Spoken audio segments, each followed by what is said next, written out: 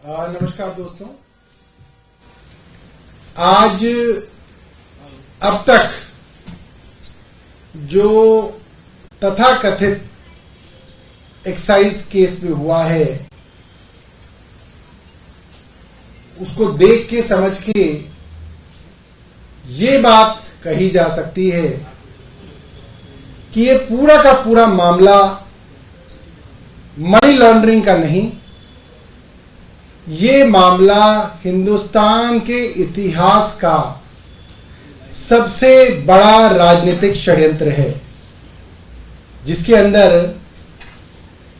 हिंदुस्तान के सबसे ज्यादा वोटों से और सबसे ज्यादा सीटों से जीतने वाले किसी भी राज्य के मुख्यमंत्री में सबसे आगे जो आते हैं अरविंद केजरीवाल, उनको और उनकी पॉलिटिकल पार्टी को और उनकी दिल्ली और पंजाब की दो सरकारों को नष्ट करने का, कुचलने का, खत्म करने का एक बड़ा षड्यंत्र है। अब तक हम सब ने देखा है, हजारों करोड़ की बात थी, फिर सैकड़ों करोड़ की बात थी, फिर 100 करोड़ की बात थी। बातें तो करोड़ों की हो रही हैं। किसी भी जगह पे अब तक ईडी या सीबीआई को 1 रुपए की भी गैर कानूनी रिकवरी नहीं हुई, 1 रुपए की भी। ये अपने आप में बहुत बड़ी बात है। जब करोड़ों का हेरफेर हो और 1 रुपए की भी रिकवरी ना हो तो इस जांच के ऊपर बड़े सवाल खड़े होते हैं। कई गवाहों के बारे में बार बार कहा जा रहा है कि गवाहियां हैं। मैं आपको कुछ गवाहों के बारे में बताना चाहता हूं कि उनकी गवाही किस तरीके से ली गई। बार बार कोर्ट्स में ऑन रिकॉर्ड ये बात आई है कि गवाहों के ऊपर दबाव डाला गया, गवाहों को मारा गया, पीटा गया, डराया गया, धमकाया गया और उनके ऊपर यह दबाव बनाया गया कि वो अपनी पुरानी गवाही बदल के वो गवाही दें जो ईडी कह रही है, जो केंद्र सरकार की एजेंसी कह रही है, वो गवाही दें। और ये ऑन रिकॉर्ड है, ये मेरे एलिगेशन नहीं है, ये सब ऑन रिकॉर्ड है। चंदन रेड्डी, जिनका अपना बयान बदलने के लिए उनके ऊपर दबाव डाला गया, उन्होंने हाईकोर्ट के अंदर रिट डाली है इस बारे में। उनकी रिट यह थी कि उनको इतना मारा गया, इतना पीटा गया कि उनके दोनों कान के पर्दे फट गए। ये हाईकोर्ट के अंदर रिट डाली थी उन्होंने। क्यों डाली थी? कि वो ईडी जो कह रही है वो बयान दे, अपने बयान को बदलें। अरुण पिल्लई का बयान है, ऑन रिकॉर्ड है। उनको अपनी गवाही बदलने के लिए डराया गया, धमकाया गया, उनके परिवार के बारे में कह के उनको डराया गया, धमकाया गया, उनकी पत्नी के बारे में, उनकी बेटी के बारे में। ये ऑन रिकॉर्ड है, ये मेरा एलिगेशन नहीं है, ये कोर्ट्स में ऑन रिकॉर्ड बात है। ऐसे ही समीर महेंद्रू, ऑन रिकॉर्ड है कि उन्होंने कहा कि उनके पिताजी को ईडी वालों ने अपने दफ्तर में रोका, उनकी पत्नी को एयरपोर्ट पे रोका गया और उनसे जेल में ईडी ने इस तरीके से जबरदस्ती झूठे बयान लेने की कोशिश की। ये ऑन रिकॉर्ड है। और इसके अलावा ऐसे कई गवाह हैं। संजय सिंह जी ने अप्रैल में एक प्रेस कॉन्फ्रेंस की थी, अप्रैल 2022 के अंदर। उन्होंने सब गवाहों के बारे में और उनकी कोर्ट्स के अंदर जो स्टेटमेंट्स थी उसके बारे में, जो ऑन रिकॉर्ड बातें आई हैं उसके बारे में बताया था, किस तरीके से गवाहों को डरा के, धमका के ईडी ने झूठे बयान लिए। ये कहा जा सकता है ये पूरा का पूरा मामला फर्जी सबूतों और झूठे गवाहों पे आधारित है। इसका आधार ही झूठ है। इसके बाद जो सबसे बड़ी गवाही अरविंद केजरीवाल जी के खिलाफ इस्तेमाल हो रही है वो है मगुंटा रेड्डी और उनके बेटे राघव रेड्डी के विषय में। मगुंटा रेड्डी के बारे में हम सब जानते हैं कि उनको एनडीए ने, प्रधानमंत्री मोदी जी की अलायंस ने आंध्र प्रदेश के अंदर टीडीपी से टिकट दिया है। वो एनडीए के सांसद बनने के उम्मीदवार हैं। उनके विषय में भी मैं बताऊं, मुख्यमंत्री जी ने भी कोर्ट में बताया था, 16 सितंबर 2022 को मगुंटा रेड्डी के यहां छापा पड़ता है। उनसे अरविंद केजरीवाल जी के बारे में पूछा जाता है। उनकी स्टेटमेंट है सेक्शन 17 में। उनकी स्टेटमेंट में अरविंद केजरीवाल जी के विषय में कोई ऐसी बात नहीं है जो अरविंद जी के खिलाफ हो। 5 महीने बीतते हैं। 10 फरवरी 2023 को राघव रेड्डी, जो मगुंटा रेड्डी के बेटे हैं, उनको गिरफ्तार करती है ईडी, जेल में डालती है। राघव के जेल में 6 बार बयान होते हैं। उनके पिता के कई बार बयान होते हैं। सब बयानों में वो कोई ऐसी बात नहीं कहते जो अरविंद केजरीवाल के खिलाफ हो। ये बात ऑन रिकॉर्ड है। उसके बाद 5 महीने जब बेटा जेल में रह लेता है तो बाप टूट जाता है और 16 जुलाई को राघव के पिता मगुंटा रेड्डी अपना बयान बदल के अरविंद केजरीवाल के खिलाफ पहली बार बयान देते हैं। ईडी का काम पूरा हो जाता है, केंद्र सरकार का काम पूरा हो जाता है। 18 जुलाई को राघव रेड्डी को छोड़ दिया जाता है। फिर क्योंकि छोड़ दिया जाता है तो छोड़ने की शर्त ही यह है कि अरविंद केजरीवाल के खिलाफ बयान देना है। फिर वो बयान अरविंद केजरीवाल के खिलाफ देते हैं, चाहे वो सेक्शन 50 का बयान हो, चाहे वो सेक्शन 164 का बयान हो। जब आपने एक आदमी को डरा ही दिया, धमका ही दिया, फिर इसकी क्या वैल्यू है कि वो बयान वो पीएमएलए के अंदर सेक्शन 50 में दे रहा है या 164 का बयान दे रहा है। डरा हुआ आदमी तो जहां चौराहे पे ले जाओगे तो चौराहे पे भी झूठ बोलेगा। जब आपने उसको बेल ही इस कंडीशन पे दी है कि आपको छोड़ेंगे, तब जब आप बयान अरविंद केजरीवाल के खिलाफ दोगे तो इस बात की क्या कीमत रह जाती है कि वो बयान ईडी के सामने दिया जा रहा है या मजिस्ट्रेट के सामने दिया जा रहा है। यह बात तो साबित हो गई कि उसको डरा के, धमका के, जेल का डर दिखा के उसके पिता को और उससे गलत और झूठी गवाही ले गई। यह बात तो साबित है। इसमें क्या बचा है?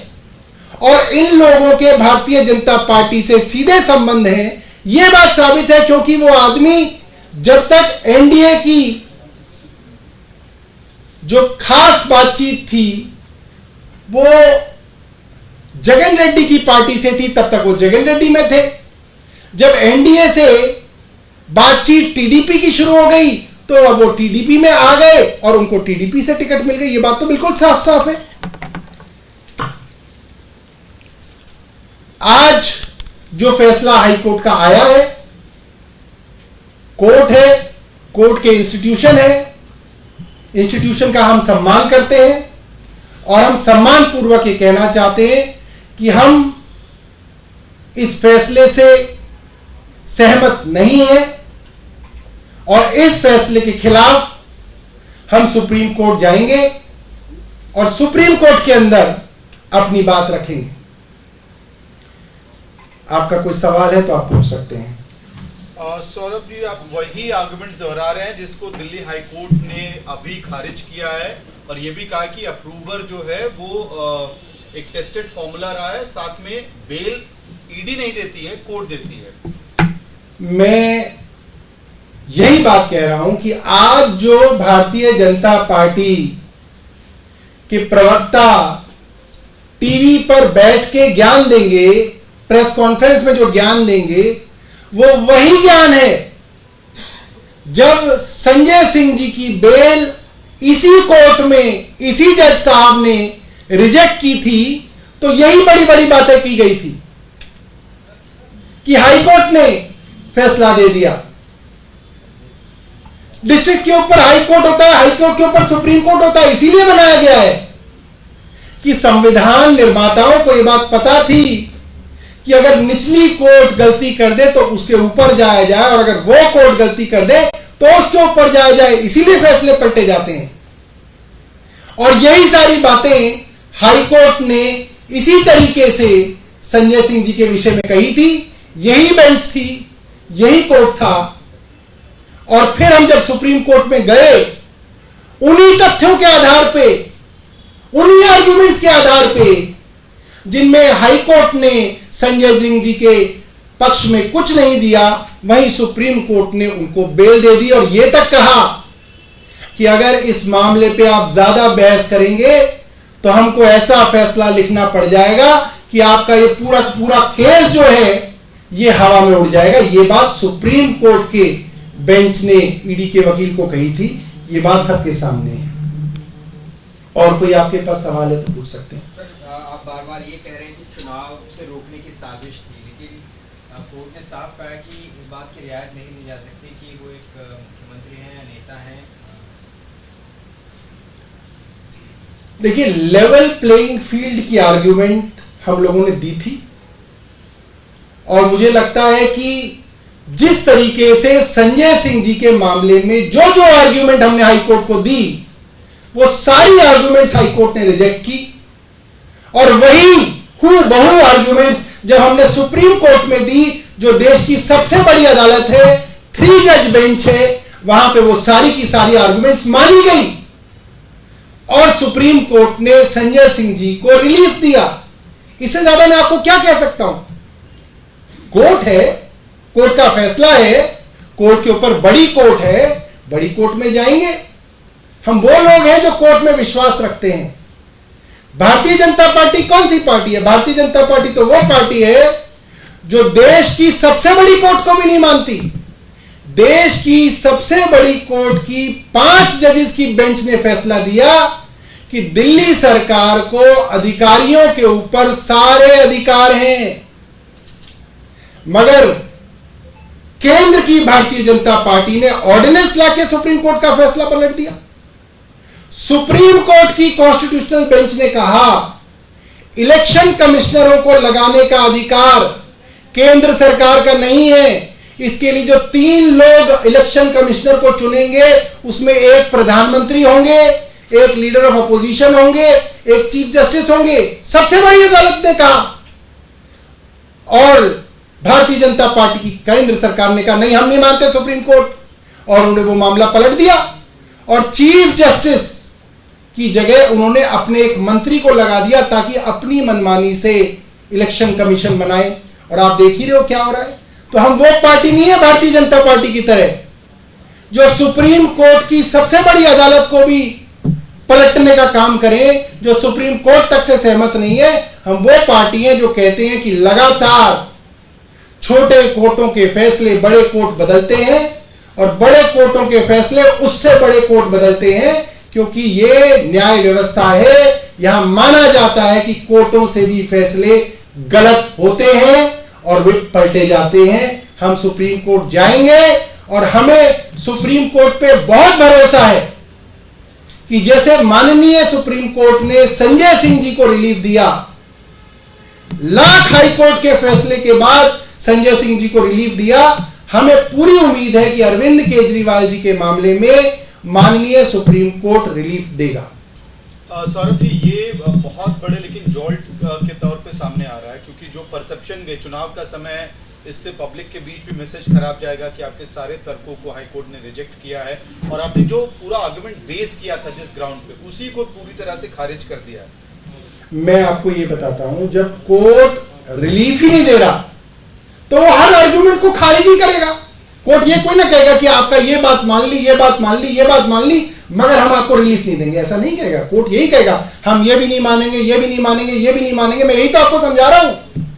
संजय सिंह जी के मामले में वही वकील थे, वही जज साहब थे, वही आर्ग्यूमेंट थी, हाई कोर्ट में रिजेक्ट हुआ, फिर वही वकील उसी आर्ग्यूमेंट के साथ सुप्रीम कोर्ट गए, सुप्रीम कोर्ट के 3 जज के बेंच ने रिलीफ दे दिया। तो इसमें क्या बड़ी बात है? इस हाई कोर्ट ने रिलीफ नहीं दिया, हम सुप्रीम कोर्ट जाएंगे, वहां पे आर्ग्यूमेंट रखेंगे, वहां रिलीफ मिलेगा। तो होता रहता है, तो हमारे साथ कई बार हुआ है, लगातार हो रहा है। और कोई बात इससे अलग एक है कि अभी हाल ही में कांग्रेस ने मैनिफेस्टो जो रिलीज किया, उसको मोदी जी कह रहे हैं कि मुस्लिम लीग का मैनिफेस्टो है, क्योंकि आप अलायंस में हैं कांग्रेस के साथ। इस पर आपका क्या कहना है? देखिए, हम तो यही कहेंगे प्रधानमंत्री जी, अब आपने 10 साल देश में शासन कर लिया, अब आप थोड़ी काम की बात बताइए कि आपने जो वादे 2014 के चुनाव में किए थे, आपने उनमें से कितने वादे पूरे किए? क्या देश में महंगाई कम की आपने नहीं की। क्या पेट्रोल डीजल के दाम आपने कम किए? आपने नहीं किए। क्या बुलेट ट्रेन चल गई? 10 साल में भी नहीं चली। क्या स्मार्ट सिटी बन गए? 10 साल में भी नहीं बने। क्या किसानों की आय दुगनी कर दी? अभी तक नहीं की। क्या डॉलर के मुकाबले रुपया ऊपर चला गया? अभी तक नहीं गया। क्या 2 करोड़ लोगों को हर साल नौकरी मिल रही है? अभी तक नहीं मिल रही है। उन बातों की बात करें। प्रधानमंत्री जी को बहुत समय दिया देश के लोगों ने, 10 साल दिए, वे ये बताएं कि उन्होंने क्या काम किया। ये हिंदू मुस्लिम, ये तो छोटे छोटे जो है डिस्ट्रिक्ट लेवल के और उनके जो मंडल लेवल के नेता बात करते हैं, ये प्रधानमंत्री को शोभा नहीं देती। सौरभ जी, काउंटर आया है आपके बयान पे कि कोई रिकवरी नहीं हुई है। सुधांशु त्रिवेदी कह रहे हैं कि यही तो पता करना है, इसी के लिए इन्वेस्टिगेशन चल रहा है। कहीं केजरीवाल जी ने अपनी केजरीवाल जी की आत्मा उस पैसे की रक्षा तो नहीं कर रही है। नहीं, सुधांशु त्रिवेदी जी को पता ही नहीं चला। रिकवरी तो हो गई है, 59 करोड़ रुपए की रिकवरी हो गई है। और कोर्ट ने, सबसे बड़ी बात है, उस चीज को एक्नॉलेज किया। हाई कोर्ट ने 2 बातों को हाई कोर्ट ने आज एक्नॉलेज किया। मैं समझता हूं वो हमारी बड़ी जीत है। कोर्ट ने इस चीज को एक्नॉलेज किया कि 59 करोड़ रुपया इलेक्टोरल बॉन्ड के माध्यम से शरत रेड्डी की कंपनियों से भारतीय जनता पार्टी को आया।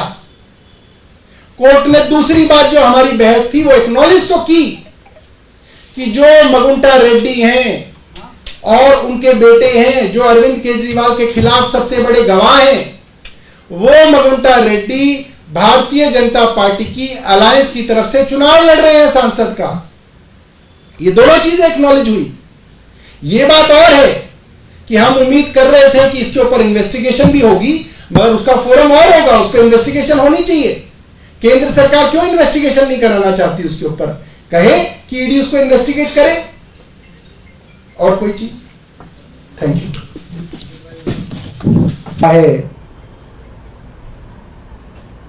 उसको देख के समझ के ये बात कही जा सकती है कि ये पूरा का पूरा मामला मनी लॉन्ड्रिंग का नहीं, ये मामला हिंदुस्तान के इतिहास का सबसे बड़ा राजनीतिक षड्यंत्र है, जिसके अंदर हिंदुस्तान के सबसे ज्यादा वोटों से और सबसे ज्यादा सीटों से जीतने वाले किसी भी राज्य के मुख्यमंत्री में सबसे आगे जो आते हैं अरविंद केजरीवाल, उनको और उनकी पॉलिटिकल पार्टी को और उनकी दिल्ली और पंजाब की 2 सरकारों को नष्ट करने का, कुचलने का, खत्म करने का एक बड़ा षड्यंत्र है। अब तक हम सब ने देखा है, हजारों करोड़ की बात थी, फिर सैकड़ों करोड़ की बात थी, फिर 100 करोड़ की बात थी। बातें तो करोड़ों की हो रही हैं। किसी भी जगह पे अब तक ईडी या सीबीआई को 1 रुपए की भी गैर कानूनी रिकवरी नहीं हुई, 1 रुपए की भी। ये अपने आप में बहुत बड़ी बात है। जब करोड़ों का हेर फेर हो और 1 रुपए की भी रिकवरी ना हो, तो इस जांच के ऊपर बड़े सवाल खड़े होते हैं। कई गवाहों के बारे में बार बार कहा जा रहा है कि गवाहियां हैं, गवाहियां हैं। मैं आपको कुछ गवाहों के बारे में बताना चाहता हूं कि उनकी गवाही किस तरीके से ली गई। बार बार कोर्ट्स में ऑन रिकॉर्ड ये बात आई है कि गवाहों के ऊपर दबाव डाला गया, गवाहों को मारा गया, पीटा गया, डराया गया, धमकाया गया और उनके ऊपर यह दबाव बनाया गया कि वो अपनी पुरानी गवाही बदल के वो गवाही दें जो ईडी कह रही है, जो केंद्र सरकार की एजेंसी कह रही है, वो गवाही दें। और ये ऑन रिकॉर्ड है, ये मेरे एलिगेशन नहीं है, ये सब ऑन रिकॉर्ड है। चंदन रेड्डी, जिनका अपना बयान बदलने के लिए उनके ऊपर दबाव डाला गया। उन्होंने हाईकोर्ट के अंदर रिट डाली है इस बारे में। उनकी रिट यह थी कि उनको इतना मारा गया, इतना पीटा गया कि उनके दोनों कान के पर्दे फट गए। ये हाईकोर्ट के अंदर रिट डाली थी उन्होंने। क्यों डाली थी? कि वो ईडी जो कह रही है वो बयान दे, अपने बयान को बदलें। अरुण पिल्लई का बयान है, ऑन रिकॉर्ड है, उनको अपनी गवाही बदलने के लिए डराया गया, धमकाया गया। उनके परिवार के बारे में कह के उनको डराया गया, धमकाया गया, उनकी पत्नी के बारे में, उनकी बेटी के बारे में। ये ऑन रिकॉर्ड है, ये मेरा एलिगेशन नहीं है, ये कोर्ट्स में ऑन रिकॉर्ड बात है। ऐसे ही समीर महेंद्रू, ऑन रिकॉर्ड है कि उन्होंने कहा कि उनके पिताजी को ईडी वालों ने अपने दफ्तर में रोका, उनकी पत्नी को एयरपोर्ट पे रोका गया और उनसे जेल में ईडी ने इस तरीके से जबरदस्ती झूठे बयान लेने की कोशिश की। ये ऑन रिकॉर्ड है। और इसके अलावा ऐसे कई गवाह हैं। संजय सिंह जी ने अप्रैल में एक प्रेस कॉन्फ्रेंस की थी, अप्रैल 2022 के अंदर। उन्होंने सब गवाहों के बारे में और उनकी कोर्ट्स के अंदर जो स्टेटमेंट्स थी उसके बारे में, जो ऑन रिकॉर्ड बातें आई हैं उसके बारे में बताया था, किस तरीके से गवाहों को डरा के, धमका के ईडी ने झूठे बयान लिए हैं। यह कहा जा सकता है ये पूरा का पूरा मामला फर्जी सबूतों और झूठे गवाहों पे आधारित है। इसका आधार ही झूठ है। इसके बाद जो सबसे बड़ी गवाही अरविंद केजरीवाल जी के खिलाफ इस्तेमाल हो रही है वो है मगुंटा रेड्डी और उनके बेटे राघव रेड्डी के विषय में। मगुंटा रेड्डी के बारे में हम सब जानते हैं कि उनको एनडीए ने, प्रधानमंत्री मोदी जी की अलायंस ने आंध्र प्रदेश के अंदर टीडीपी से टिकट दिया है। वो एनडीए के सांसद बनने के उम्मीदवार हैं। उनके विषय में भी मैं बताऊं, मुख्यमंत्री जी ने भी कोर्ट में बताया था, 16 सितंबर 2022 को मगुंटा रेड्डी के यहां छापा पड़ता है। उनसे अरविंद केजरीवाल जी के बारे में पूछा जाता है। उनकी स्टेटमेंट है सेक्शन 17 में। उनकी स्टेटमेंट में अरविंद केजरीवाल जी के विषय में कोई ऐसी बात नहीं है जो अरविंद जी के खिलाफ हो। 5 महीने बीतते हैं। 10 फरवरी 2023 को राघव रेड्डी, जो मगुंटा रेड्डी के बेटे हैं, उनको गिरफ्तार करती है ईडी, जेल में डालती है। राघव के जेल में 6 बार बयान होते हैं। उनके पिता के कई बार बयान होते हैं। सब बयानों में वो कोई ऐसी बात नहीं कहते जो अरविंद केजरीवाल के खिलाफ हो। यह बात ऑन रिकॉर्ड है। उसके बाद 5 महीने जब बेटा जेल में रह लेता है तो बाप टूट जाता है और 16 जुलाई को राघव के पिता मगुंटा रेड्डी अपना बयान बदल के अरविंद केजरीवाल के खिलाफ पहली बार बयान देते हैं। ईडी का काम पूरा हो जाता है, केंद्र सरकार का काम पूरा हो जाता है। 18 जुलाई को राघव रेड्डी को छोड़ दिया जाता है। फिर क्योंकि छोड़ दिया जाता है तो छोड़ने की शर्त ही यह है कि अरविंद केजरीवाल के खिलाफ बयान देना है। फिर वो बयान अरविंद केजरीवाल के खिलाफ देते हैं, चाहे वो सेक्शन 50 का बयान हो, चाहे वो सेक्शन 164 का बयान हो। जब आपने एक आदमी को डरा ही दिया, धमका ही दिया, फिर इसकी क्या वैल्यू है कि वो बयान वो पीएमएलए के अंदर सेक्शन 50 में दे रहा है या 164 का बयान दे रहा है। डरा हुआ आदमी तो जहां चौराहे पे ले जाओगे तो चौराहे पे भी झूठ बोलेगा। जब आपने उसको बेल ही इस कंडीशन पे दी है कि आपको छोड़ेंगे, तब जब आप बयान अरविंद केजरीवाल के खिलाफ दोगे तो इस बात की क्या कीमत रह जाती है कि वो बयान ईडी के सामने दिया जा रहा है, मजिस्ट्रेट के सामने दिया जा रहा है। यह बात तो साबित हो गई कि उसको डरा के, धमका के, जेल का डर दिखा के उसके पिता को और उससे गलत और झूठी गवाही ली गई। यह बात तो साबित है। इसमें क्या बचा है? और इन लोगों के भारतीय जनता पार्टी से सीधे संबंध है, यह बात साबित है क्योंकि वो आदमी जब तक एनडीए की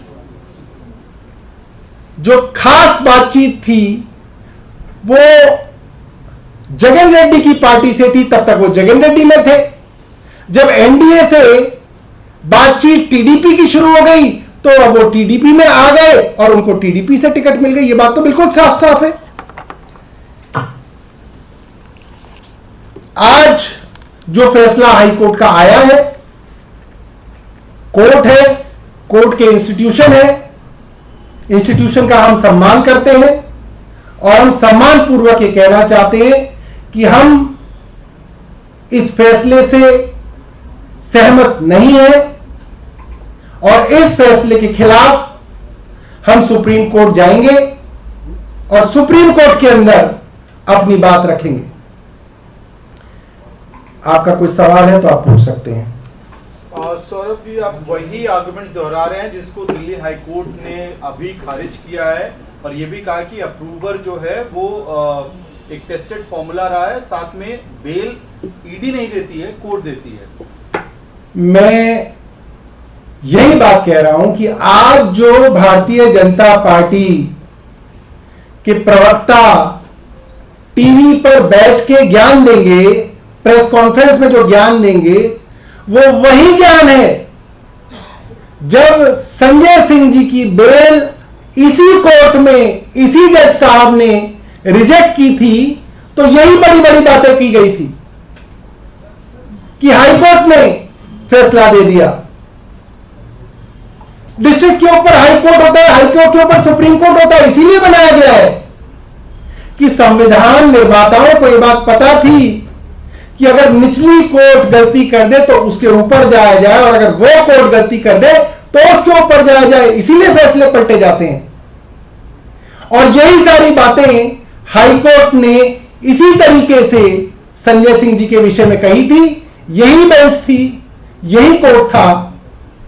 और फिर हम जब सुप्रीम कोर्ट में गए उन्हीं तथ्यों के आधार पे, उन्हीं आर्ग्यूमेंट्स के आधार पे जिनमें हाईकोर्ट ने संजय सिंह जी के पक्ष में कुछ नहीं दिया, वहीं सुप्रीम कोर्ट ने उनको बेल दे दी और यह तक कहा कि अगर इस मामले पे आप ज्यादा बहस करेंगे तो हमको ऐसा फैसला लिखना पड़ जाएगा कि आपका ये पूरा पूरा केस जो है ये हवा में उड़ जाएगा। ये बात सुप्रीम कोर्ट के बेंच ने ईडी के वकील को कही थी। ये बात सबके सामने है। और कोई आपके पास सवाल है तो पूछ सकते हैं। सर, आप बार बार ये कह रहे हैं कि चुनाव से रोकने की साजिश थी, लेकिन कोर्ट ने साफ कहा कि इस बात की रियायत नहीं दी जा सकती कि वो एक मुख्यमंत्री हैं या नेता हैं। देखिए, लेवल प्लेइंग फील्ड की आर्ग्यूमेंट हम लोगों ने दी थी और मुझे लगता है कि जिस तरीके से संजय सिंह जी के मामले में जो जो आर्ग्यूमेंट हमने हाईकोर्ट को दी वो सारी आर्ग्यूमेंट्स हाईकोर्ट ने रिजेक्ट की और वही हूबहू आर्ग्यूमेंट्स जब हमने सुप्रीम कोर्ट में दी, जो देश की सबसे बड़ी अदालत है, 3 जज बेंच है, वहां पे वो सारी की सारी आर्ग्यूमेंट्स मानी गई और सुप्रीम कोर्ट ने संजय सिंह जी को रिलीफ दिया। इससे ज्यादा मैं आपको क्या कह सकता हूं? कोर्ट है, कोर्ट का फैसला है, कोर्ट के ऊपर बड़ी कोर्ट है, बड़ी कोर्ट में जाएंगे। हम वो लोग हैं जो कोर्ट में विश्वास रखते हैं। भारतीय जनता पार्टी कौन सी पार्टी है? भारतीय जनता पार्टी तो वो पार्टी है जो देश की सबसे बड़ी कोर्ट को भी नहीं मानती। देश की सबसे बड़ी कोर्ट की 5 जजेस की बेंच ने फैसला दिया कि दिल्ली सरकार को अधिकारियों के ऊपर सारे अधिकार हैं, मगर केंद्र की भारतीय जनता पार्टी ने ऑर्डिनेंस लाके सुप्रीम कोर्ट का फैसला पलट दिया।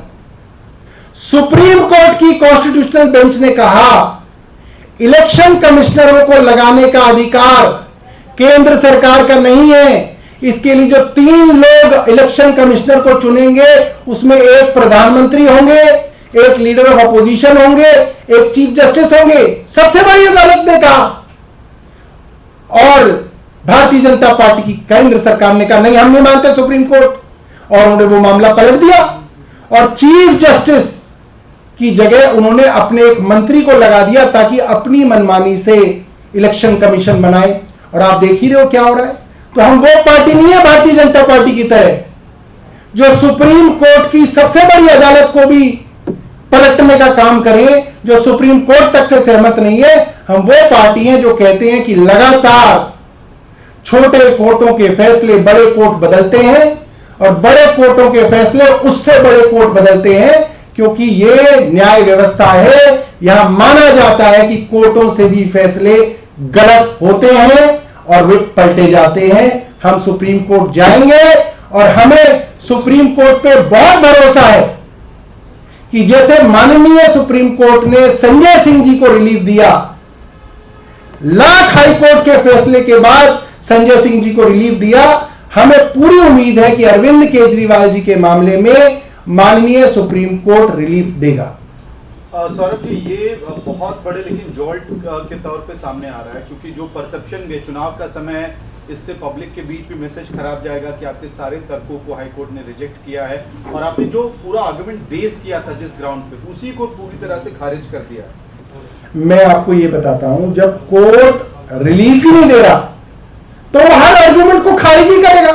कोर्ट ये कोई ना कहेगा कि आपका ये बात मान ली, ये बात मान ली, ये बात मान ली, मगर हम आपको रिलीफ नहीं देंगे, ऐसा नहीं कहेगा। कोर्ट यही कहेगा हम ये भी नहीं मानेंगे, ये भी नहीं मानेंगे, ये भी नहीं मानेंगे। मैं यही तो आपको समझा रहा हूं। संजय सिंह जी के मामले में वही वकील थे, वही जज साहब थे, वही आर्गुमेंट थी, हाई कोर्ट में रिजेक्ट हुआ, फिर वही वकील उसी आर्गुमेंट के साथ सुप्रीम कोर्ट गए, सुप्रीम कोर्ट के 3 जज के बेंच ने रिलीफ दे दिया। तो इसमें क्या बड़ी बात है? इस हाई कोर्ट ने रिलीफ नहीं दिया, हम सुप्रीम कोर्ट जाएंगे, वहां पे आर्गुमेंट रखेंगे, वहां रिलीफ मिलेगा। तो होता रहता है, तो हमारे साथ कई बार हुआ, लगातार हो रहा है। और कोई बात इससे अलग एक है कि अभी हाल ही में कांग्रेस ने मैनिफेस्टो जो रिलीज किया, उसको मोदी जी कह रहे हैं कि मुस्लिम लीग का मैनिफेस्टो है, क्योंकि आप अलायंस में हैं कांग्रेस के साथ। इस पर आपका क्या कहना है? देखिए, हम तो यही कहेंगे, प्रधानमंत्री जी अब आपने 10 साल देश में शासन कर लिया, अब आप थोड़ी काम की बात बताइए कि आपने जो वादे 2014 के चुनाव में किए थे, आपने उनमें से कितने वादे पूरे किए? क्या देश में महंगाई कम की आपने नहीं की। क्या पेट्रोल डीजल के दाम आपने कम किए? आपने नहीं किए। क्या बुलेट ट्रेन चल गई? 10 साल में भी नहीं चली। क्या स्मार्ट सिटी बन गए? 10 साल में भी नहीं बने। क्या किसानों की आय दुगनी कर दी? अभी तक नहीं की। क्या डॉलर के मुकाबले रुपया ऊपर चला गया? अभी तक नहीं गया। क्या 2 करोड़ लोगों को हर साल नौकरी मिल रही है? अभी तक नहीं मिल रही है। उन बातों की बात करें। प्रधानमंत्री जी को बहुत समय दिया देश के लोगों ने, 10 साल दिए, वे ये बताएं कि उन्होंने क्या काम किया।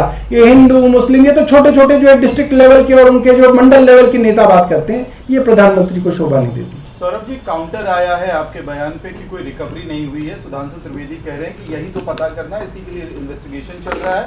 कहीं केजरीवाल जी ने अपनी केजरीवाल जी की आत्मा उस पैसे की रक्षा तो नहीं कर रही है? नहीं, सुधांशु त्रिवेदी जी को पता ही नहीं चला। रिकवरी तो हो गई है, 59 करोड़ रुपए की रिकवरी हो गई है और कोर्ट ने, सबसे बड़ी बात है, उस चीज को एक्नॉलेज किया। हाई कोर्ट ने 2 बातों को हाई कोर्ट ने आज एक्नॉलेज किया। मैं समझता हूं वो हमारी बड़ी जीत है। कोर्ट ने इस चीज को एक्नॉलेज किया कि 59 करोड़ रुपया इलेक्टोरल बॉन्ड के माध्यम से शरद रेड्डी की कंपनियों से भारतीय जनता पार्टी को आया। कोर्ट ने दूसरी बात जो हमारी बहस थी वो एक्नॉलेज तो की कि जो मगुंटा रेड्डी हैं और उनके बेटे हैं, जो अरविंद केजरीवाल के खिलाफ सबसे बड़े गवाह हैं, वो मगुंटा रेड्डी भारतीय जनता पार्टी की अलायंस की तरफ से चुनाव लड़ रहे हैं सांसद का। ये दोनों चीजें एक्नॉलेज हुई। ये बात और है कि हम उम्मीद कर रहे थे कि इसके ऊपर इन्वेस्टिगेशन भी होगी, मगर उसका फोरम और होगा, उस पर इन्वेस्टिगेशन होनी चाहिए। केंद्र सरकार क्यों इन्वेस्टिगेशन नहीं कराना चाहती उसके ऊपर? कहे कि ईडी उसको इन्वेस्टिगेट करे, और कोई चीज। Thank you.